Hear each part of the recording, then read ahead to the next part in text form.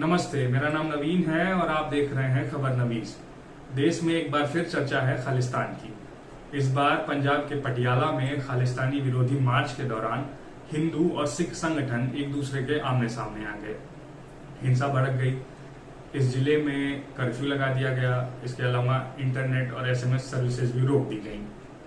ये पहली बार नहीं है जब खालिस्तान का नाम चर्चा में आया है। इससे पहले पंजाब विधानसभा चुनाव के दौरान दिल्ली के सीएम अरविंद केजरीवाल के नाम के बहाने खालिस्तान और खालिस्तानी दोनों चर्चा में रहे थे।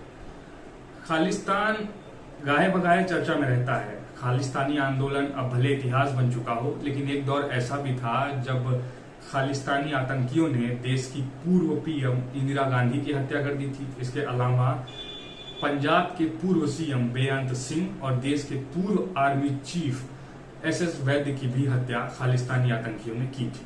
तो इस वीडियो में यही समझेंगे कि क्या थी खालिस्तानी आंदोलन की कहानी, कैसे यह आंदोलन रोका गया और उसके बाद क्या तस्वीर बनी। खालिस्तानी आंदोलन की शुरुआत होती है 1929 से। ये वो दौर था जब लाहौर के कांग्रेस सेशन में मोतीलाल नेहरू ने पूर्ण स्वराज का प्रस्ताव रखा था। इस प्रस्ताव के विरोध में 3 समूह थे। पहला समूह था मोहम्मद अली जिन्ना का, जो मुस्लिम लीग थी। दूसरा जो समूह था वो दलितों का था, जिसकी अगुवाई डॉक्टर BR अम्बेडकर कर रहे थे। और तीसरा जो समूह था वो सिखों का था, जिसकी अगुवाई कर रहे थे मास्टर तारा सिंह। मास्टर तारा सिंह ने पहली बार सिखों के लिए अलग राज्य की मांग की थी। 1947 में ये मांग आंदोलन में बदल गई। पंजाब को 2 हिस्सों में बांट दिया गया, लेकिन ये जोर अब भी कम नहीं हुआ था कि सिखों के लिए एक अलग राज्य बनाया जाए। हालांकि पुनर्राज्य गठन आयोग ने इस मांग को ठुकरा दिया।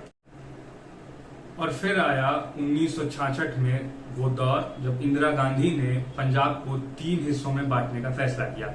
एक सिखों का बाहुल्य वाला क्षेत्र, दूसरा हिंदी बोलने वालों के लिए हरियाणा और तीसरा चंडीगढ़। चंडीगढ़ जो था वो केंद्र शासित प्रदेश बनाया गया।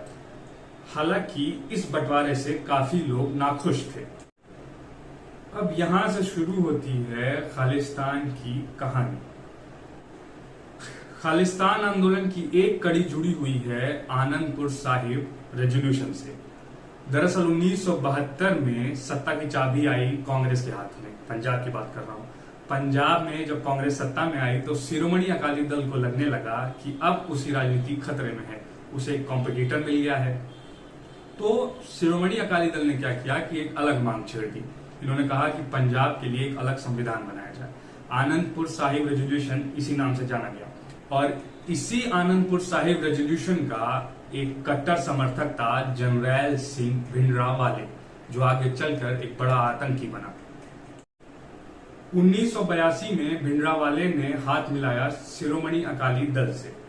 इसके बाद असहयोग आंदोलन की शुरुआत हुई, जो आगे चलकर सशस्त्र विद्रोह में बदल गया। इसके बाद आलम यह था कि भिंडरावाले के खिलाफ जो कोई भी बोलता वो हिट लिस्ट में आ जाता। पंजाब केसरी के संस्थापक और संपादक जगत नारायण की भी हत्या खालिस्तानियों ने इसी के चलते की थी। इसके बाद जब हिंसा के मामले बढ़ने लगे और सुरक्षा बलों ने भिंडरावाले की तलाश तेज कर दी, तो भिंडरावाले जाकर स्वर्ण मंदिर में घुस गया। 2 साल तक कोई कार्रवाई नहीं हुई। इसके बाद खबर मिली कि कांग्रेस के सभी विधायकों और हिंदुओं के सामूहिक हत्या की योजना खालिस्तानी बना रहे हैं।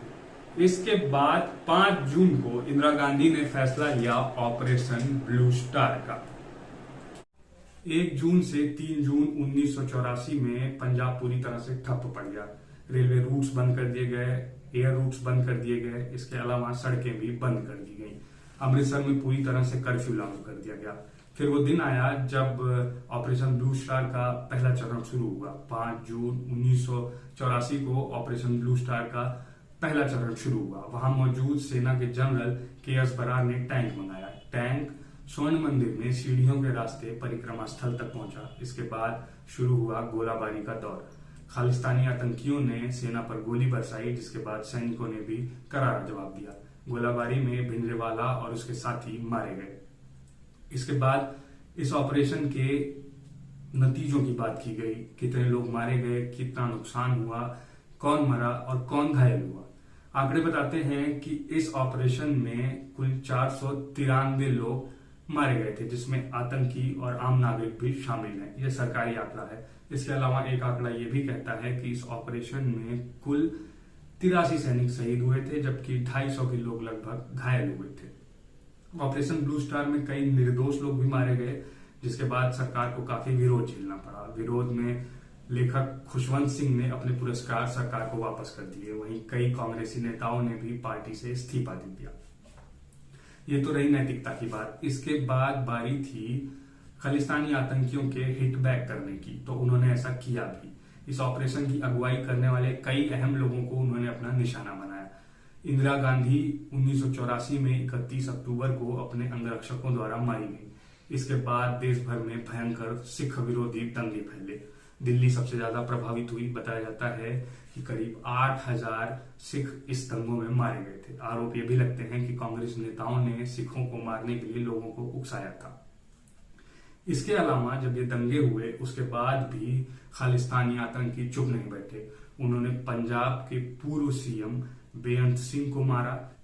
इस तरह से ऑपरेशन ब्लू स्टार खत्म हुआ और उसके बाद खालिस्तानियों का नामो निशान लगभग मिटने लगा। हालांकि अब भी कई मौके ऐसे आते हैं जब ये देखा जाता है कि खालिस्तान की चर्चा जोर पकड़ती है, जैसे अभी हो रहा है हाल के दिनों में। तो ये थी ऑपरेशन ब्लू स्टार की कहानी। ऐसी और कहानियां और एनालिसिस के लिए आप देखते रहिए खबर नवीस। मैं आपका साथी नवीन आपसे चाहता हूं विदा। धन्यवाद, शुक्रिया।